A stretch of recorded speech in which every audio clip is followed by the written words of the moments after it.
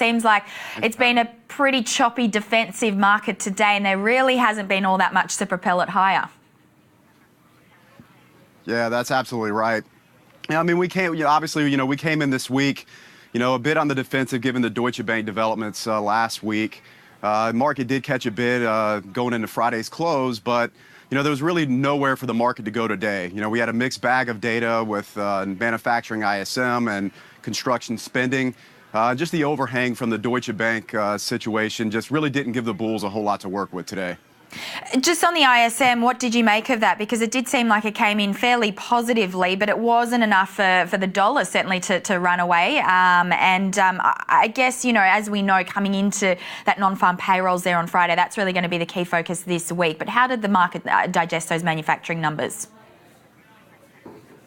Yeah, I mean, it came in at 51.5. It was better than expected. I mean, most analysts had about 50.4 expectations. So, I mean, it was a positive surprise. It wasn't like a blockbuster number that's, going to dramatically change anybody's sentiment regarding the market. So, given the fact it was kind of mixed in there with a worse than expected construction spending number, it just, it really wasn't a very impactful set of numbers today. But I think you're absolutely right. I mean, the focus is now shifting. We've got that ADP private jobs number on Wednesday, which could give us a window into what we're looking at Friday with that non-farm payrolls number. And that non-farm payrolls number is obviously going to be very important with respect to what the Fed is factoring in going into their next meeting in first week in November. All right, now I wanted to talk to you around the energy market because oil prices continuing to sort of dominate, edging higher following last week's big pop of around 8.5%, and it was actually rounding out a pretty good month and quarter there as well for oil prices. But a lot of this trading off the back of this potential OPEC deal in November. There's still a lot of scepticism around about the deal, a lot of noise. I guess at a minimum, OPEC's probably bought themselves a bit of a price floor for at least the next 2 months as we do head into that November meeting.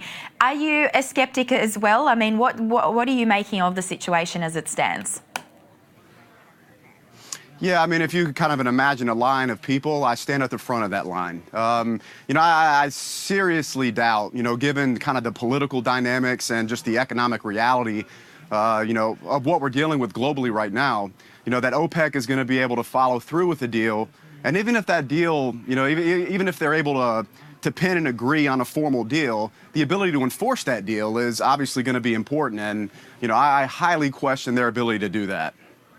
Do you think this rally is sustainable? Because we were just talking to our earlier guest there, Bob Iacchino, and he was just saying, look, it's not sustainable at these levels. It's probably just a short-term bounce at the moment. We will see a reversal. And a note that a lot of analysts are cautious about this longer-term rally in oil prices because of that supply overhang, which is certainly still dominating that broader, the fundamentals in the market. Right. Yeah, I mean, the supply and demand fundamentals obviously are not, not exactly favorable. I mean, we've seen a correction in the inventory numbers, each Wednesday for the last few. So there has been a correction there. But, keep in mind, the short position in the market was big. We were nearing a record level of shorts as, the fund managers and traders and anyone involved in the market, obviously, seeing the kind of glut of oil that we have globally. So I think, with the preliminary agreement from OPEC, I mean, what we're seeing more than anything else is just some covering of those short positions.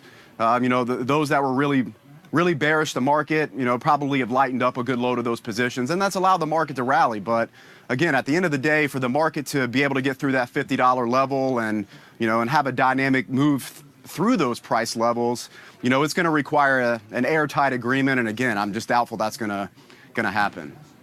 Now, Tim, the metals market is also continuing to edge lower, in particular gold, and it probably speaks volumes, the fact that gold didn't actually benefit from all of that anxiety that was caused by the Deutsche Bank situation. Right. I mean, the price action in gold was very telling here going into the end of the week last week. I mean, initially, gold perked up a little bit as the news wires were filled with, news on Deutsche Bank.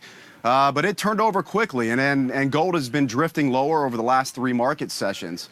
This should be an environment where, gold really perks up and, you see a $15, $20 move to the upside. So, given that relative weakness that we're seeing, given the landscape that's kind of in front of us, again, I think that speaks to the near-term weakness in gold. And, we're expecting gold to continue to edge lower as we, move forward into the next month for the next FOMC meeting. What are your thoughts on that FOMC meeting in November? Because it's obviously coming very, very close to the US presidential election. A lot saying, look, they're not going to make any move in that November. It's more likely going to be December. Are you in the rate hike camp or the non-rate hike camp?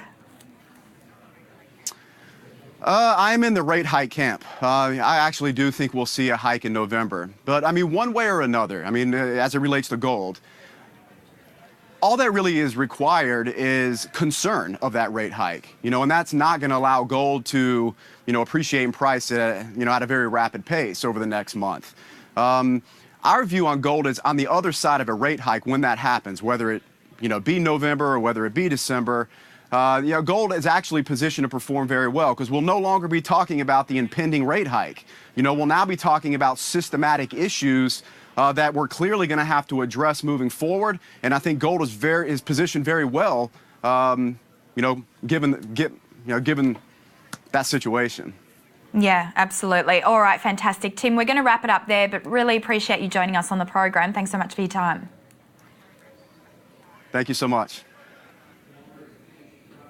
Tim Evans joining us there from the CME in Chicago. Do stay with us. So we're going to go live to the New York Stock Exchange as the session gets set to wrap up, the first trading session of the month and the week. Do stay with us.